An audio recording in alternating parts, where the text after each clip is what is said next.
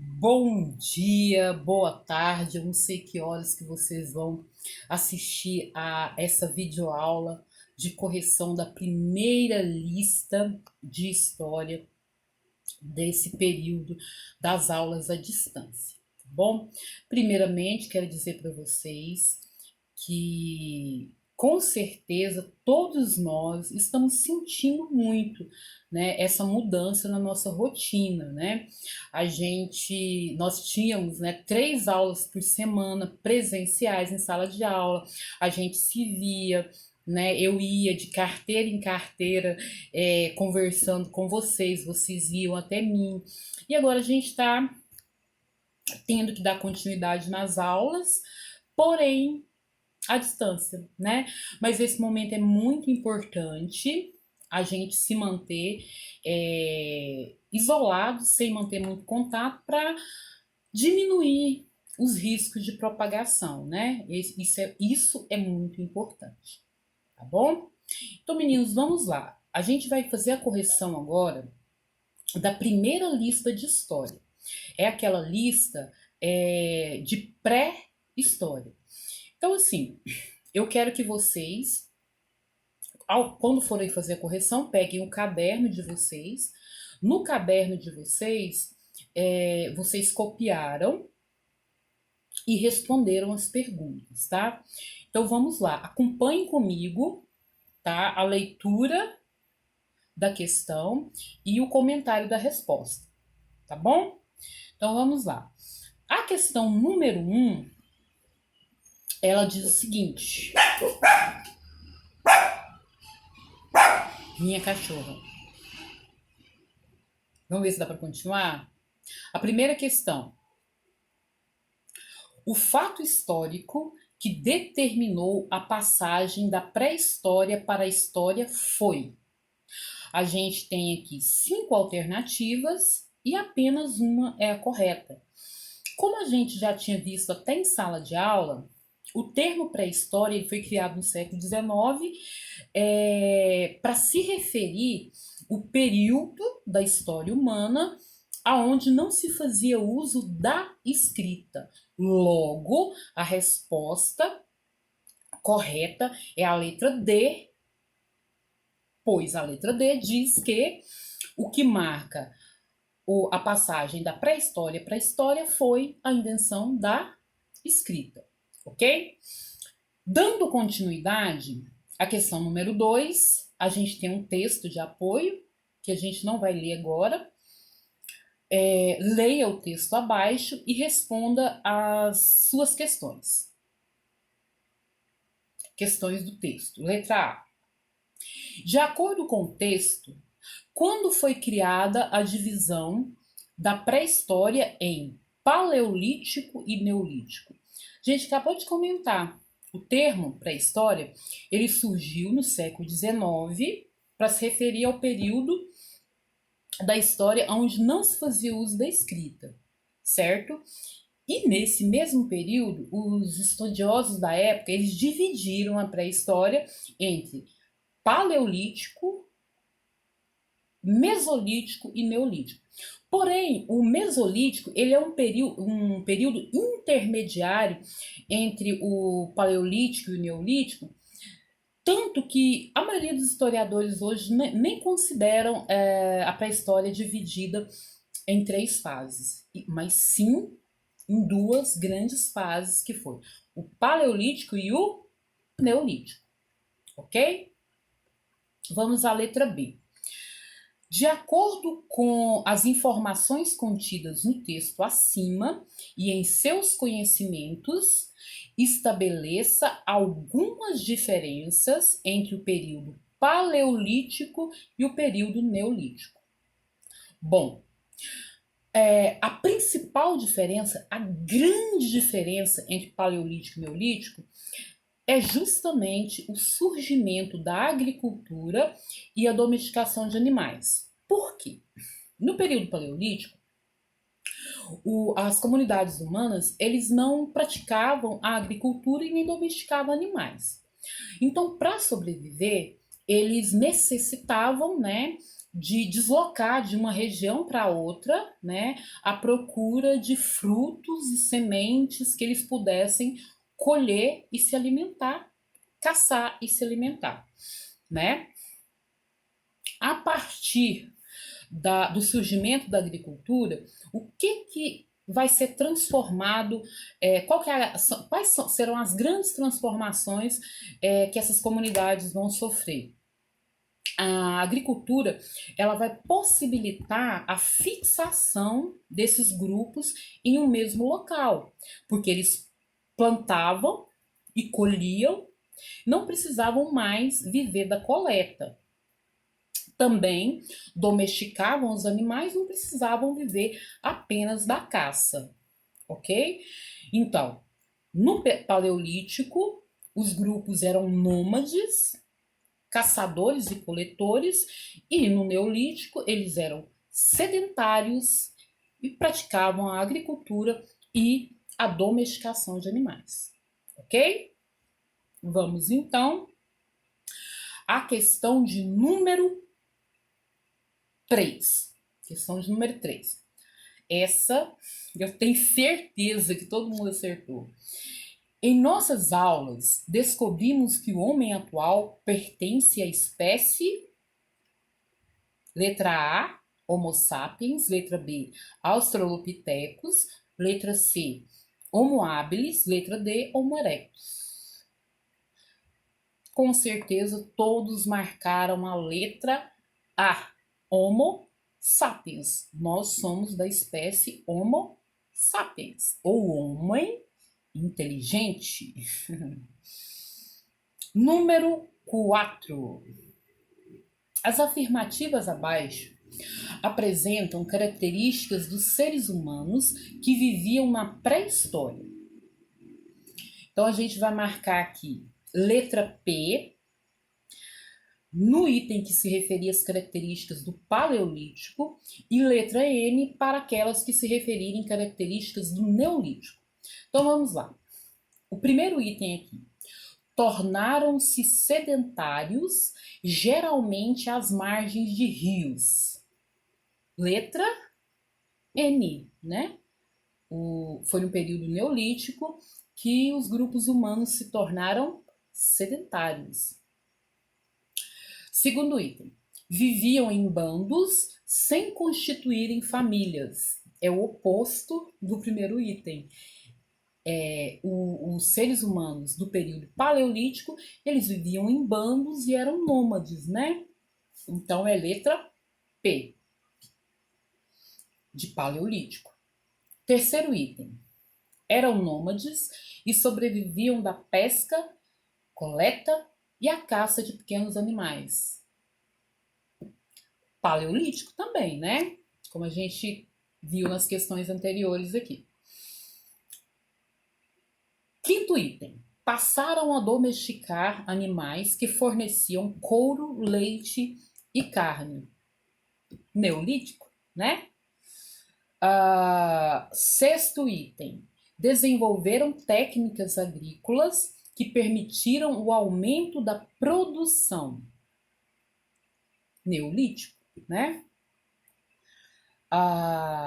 Último item.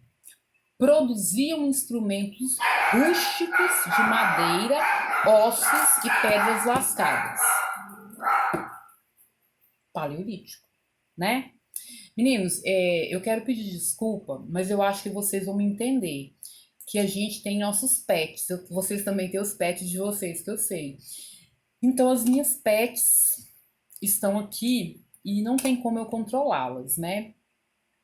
Mas qualquer dúvida, vocês me chamam aí no privado, se estiver atrapalhado a explicar assim, tá bom? Mas é bom até um pouco descontrai, né? Quebra um pouco o gelo da aula. Número 5. Explique o que foi a Revolução Neolítica e como ela alterou a vida dos seres humanos. Leram aí no caderno? Então, antes da gente responder essa questão, vamos lá. Eu já fiz essa pergunta em sala e a maioria me respondeu corretamente. A palavra revolução, ela se refere a uma transformação, a uma mudança radical, a uma grande mudança, né? Então, a Revolução Neolítica foi uma grande transformação e principalmente por conta do surgimento da agricultura, né? Porque vai transformar totalmente o tipo de sociedade que passa a existir daquele momento em diante, né? Então, vamos aqui entender o que foi essa revolução. Então, ela foi uma mudança no estilo de vida, né?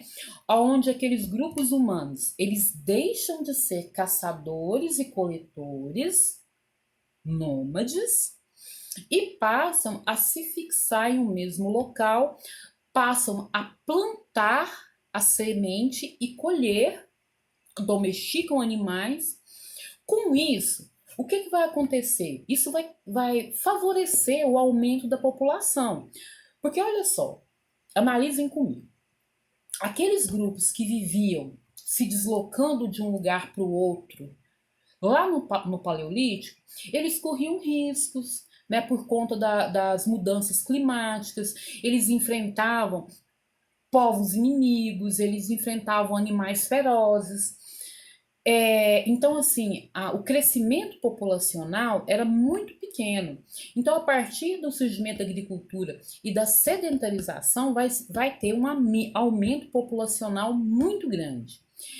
E esse aumento populacional, ele vai dar origem às primeiras aldeias, aí começa a surgir um tipo de sociedade mais complexa, com maior nível de organização, divisão de cargos, né, estabelecimento de regras, de propriedade. E isso, né, essas primeiras aldeias vão dar origem às primeiras cidades, que vão dar origem às grandes civilizações que nós conhecemos, como o Egito, Mesopotâmia, que é o nosso próximo conteúdo. Não, perdão. Próximo conteúdo é só paleolítico, e o terceiro conteúdo é Mesopotâmia, né, que é uma das grandes civilizações da antiguidade. Beleza? Então vamos seguindo aqui, ó. Número 6. Aprendemos que a história está presente em toda a ação que o ser humano realiza, em diversos lugares ao longo do tempo. Sendo assim, você também faz parte do processo histórico. Conte a história da sua vida. Lembre-se de destacar somente aquilo que você acha importante compartilhar. Bom, essa atividade, ela é pessoal, né? Para você falar um pouco da sua vida e selecionar o que você acha mais marcante, mais importante. É um pouco parecido com aquela atividade, com aquela primeira atividade que a gente fez em sala, que era sobre a história de vida, lembra? Então eu acredito que todo mundo que quando leu essa questão a letra A da número 6, lembrou daquela questão lá, tá? Então ela é de cunho pessoal. Quando eu for verificar os cadernos, eu vou ver. Mas espero que tenham feito, né? Com tranquilidade. Se tiver dúvida, responde o vídeo aqui. Tá? Aqui tá pedindo também para vocês enviarem uma foto para mim. Eu não recebi nenhuma, mas está em tempo ainda, tá? Vamos lá, a questão número 7. Você já parou para pensar que temos horário para tudo? Fazer refeições, ir para a escola, chegar em casa. Quando alguém quer dizer que se atrasou, é comum a gente ouvir: perdi a hora. Todas as nossas ações estão relacionadas ao tempo. Vivemos em uma época em que o tempo e suas medições são parte importante do cotidiano. A maneira como cada sociedade conta o tempo está relacionada com seu modo de usá-lo. E assim, como existem diversas formas de contar o tempo, há diversos modos de vida convivendo em uma mesma época. Vocês lembraram aqui nessa questão daquele vídeo Lembra daquele vídeo de, eu acho que de 5 minutos que a gente assistiu, daquele homem que era fissurado, ele era fixado, ele tinha mania de relógio, a casa dele era cheia de relógio por todos os lados, né? Aí quando a gente assistiu o vídeo, a gente fez uma discussão da importância do tempo na vida do ser humano moderno, né? Então aqui a gente vai falar um pouco de como o tempo, né, é marcado. Então assim, letra A. Quais são os objetos que o ser humano usa para medir o tempo? Então a gente tem, primeiramente, os calendários, relógios. Relógio a gente tem relógio de pulso, relógio digital, a gente tem relógio de água, ou clepsydra, que o relógio de água, ele é muito parecido com, sabe, o hidrômetro, que aqui tem, em todas as casas não tem o hidrômetro, aquilo é um relógio de água, que ele marca o tempo que a água, né, a quantidade de litro e o tempo que essa quantidade de litro é, é gasta, né, naquela residência. Temos também o relógio de areia ou ampulheta, temos também o relógio de sol e a gente tem também um relógio, um tipo, né, de relógio que é chamado relógio atômico, tá? Letra B. Que mudanças acontecem na natureza e que nos fazem perceber a passagem do tempo? Bom, o nascer e o pôr do sol, as 4 estações, né? O envelhecimento das pessoas, o envelhecimento dos animais, né? A mudança nas paisagens, né? Por exemplo, se a gente observar o próprio bairro que você mora, ou então a fazenda ou a cidade que algum parente seu mora, você vai lá. Um ano depois, quando você volta lá, a paisagem mudou. Então, isso também demonstra a passagem do tempo, né? Ou seja, o, o tempo ele possibilita a existência da história, porque a história nada mais é do que o conjunto de transformações ocorridos nas sociedades ao longo do tempo e do espaço. Ok? Meninos, essa é a correção comentada da primeira lista, tá? Qualquer dúvida, procurem e não deixem de. Eu quero ver essas listas presencialmente quando a gente retornar e eu espero que seja em breve, tá bom? Se cuidem, tá? Beijos.